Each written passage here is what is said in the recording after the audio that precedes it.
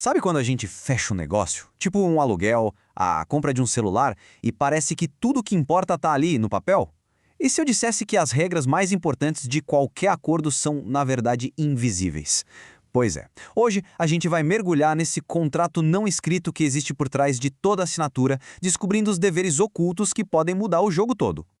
Essa é a pergunta de US$ 1 milhão, né? É muito fácil pensar, assinei, então é só fazer o que está escrito e pronto. Mas olha, a lei vai muito, muito além. Um contrato é mais parecido com um relacionamento. Não adianta só seguir as regras combinadas, é preciso agir de uma certa forma, e é exatamente esse como que a gente vai desvendar agora. Para ficar mais fácil, pense num jogo de futebol. O dever primário, o quê, é o óbvio, fazer o gol, é o que todo mundo quer, é o que vai para o placar.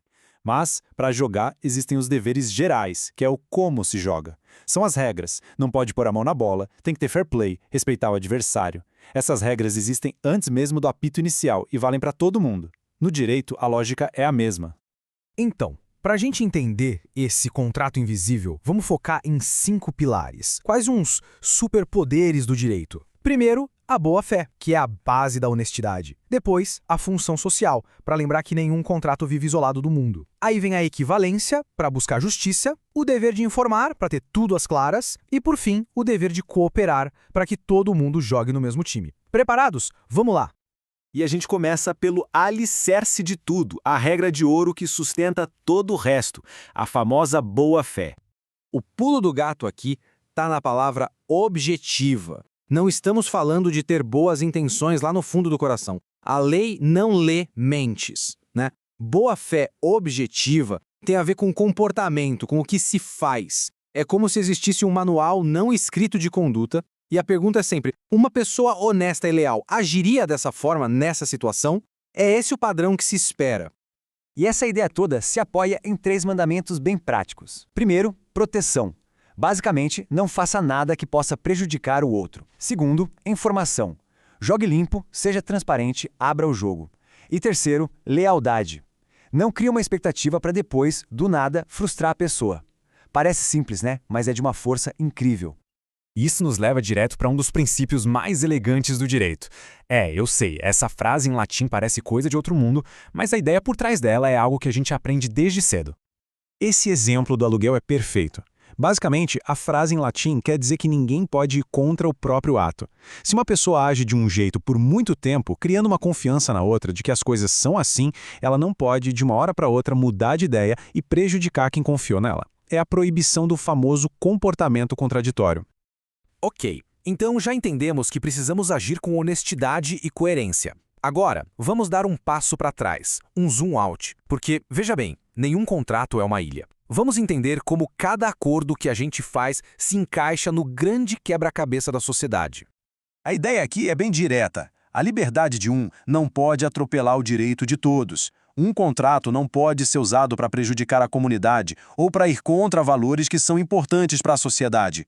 Por exemplo, 2 empresas não podem fechar um contrato para poluir um rio, mesmo que ambas concordem com isso. O interesse da coletividade vem na frente. Essa citação do grande Miguel Reale resume tudo perfeitamente. É como se cada contrato, até o menorzinho, tivesse que passar por um tipo de controle de qualidade da sociedade. Ele pode até nascer da vontade das partes, mas para ser válido de verdade, ele precisa fazer sentido para o mundo lá fora. Ser justo não só para quem assinou, mas para a comunidade como um todo.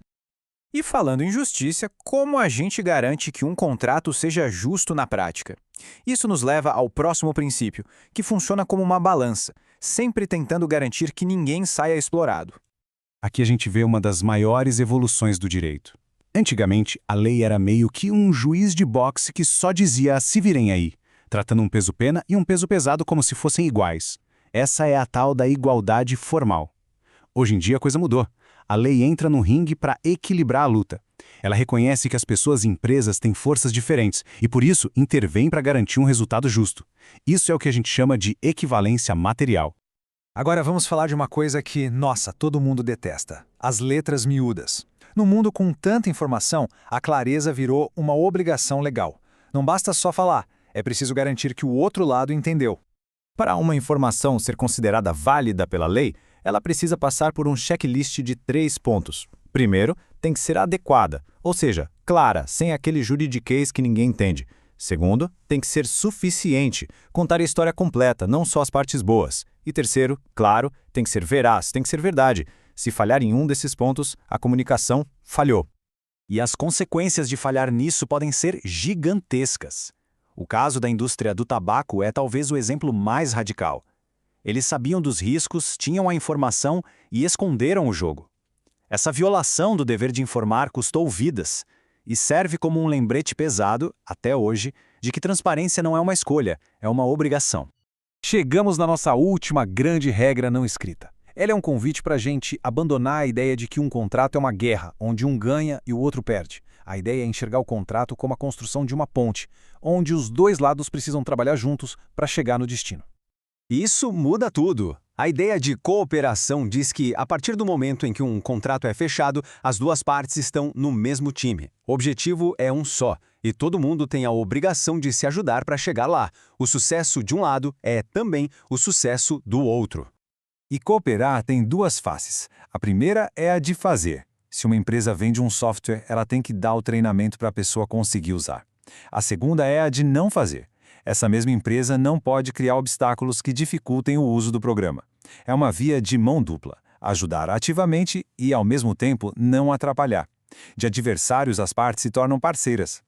E olha, essa ideia não é nova nem é invenção. Como o grande jurista Pietro Perlinghieri já dizia, essa é a direção para onde o direito moderno caminha. A obrigação está deixando de ser vista como uma simples dívida para se tornar, cada vez mais, uma verdadeira parceria. Ufa! Que viagem por esse mundo invisível dos contratos, hein? Agora, vamos só juntar todas as peças desse quebra-cabeça para a gente ver a imagem completa que ele forma. E aqui estão eles, os 5 guardiões do contrato não escrito. Juntos, eles garantem que todo e qualquer acordo seja baseado na honestidade, que esteja conectado com a sociedade, que seja equilibrado, transparente e, acima de tudo, colaborativo. Eles são, de fato, a alma de qualquer contrato. Então, a grande lição de hoje é esta. Um contrato é muito mais do que tinta no papel. Ele é um organismo vivo, uma relação que pulsa com base em princípios de justiça, de honestidade. São esses deveres invisíveis que transformam uma simples promessa em um verdadeiro pacto de colaboração. E isso tudo nos deixa com uma pergunta para levar para a vida. Se a gente parar para pensar nos nossos acordos, e não só os de trabalho, mas os de amizade, os familiares, além do que é dito, quais são as regras não escritas de confiança e cooperação que realmente fazem tudo funcionar? Talvez o contrato mais importante seja aquele que a gente nunca precisou assinar.